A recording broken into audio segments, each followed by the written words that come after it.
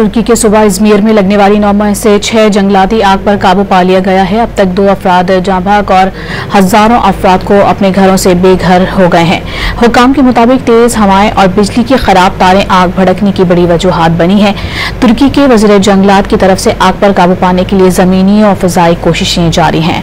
हुकाम के मुताबिक फायर फाइटर्स के साथ 9 हवाई जहाज, 22 हेलीकॉप्टर्स और 1100 गाड़ियां आग बुझाने में मसरूफ हैं। कुदरती आफात से निपटने वाली तुर्की के इदारे आफात के मुताबिक सबसे शदीद आग सिफर हिसार के जंगलाती इलाके में इतवार को शुरू हुई, जो तेज हवाओं की वजह से तेजी से फैल गई।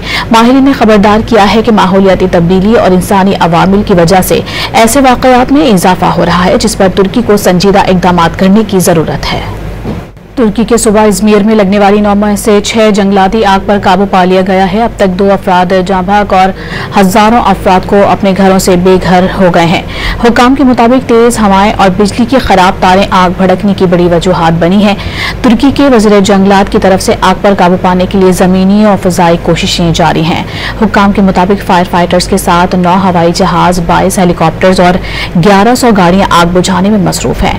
कुदरती आफात से निपटने वाली तुर्की के इदारे आफात के मुताबिक सबसे शदीद आग सिफर हिसार के जंगलाती इलाके में इतवार को शुरू हुई, जो तेज हवाओं की वजह से तेजी से फैल गई।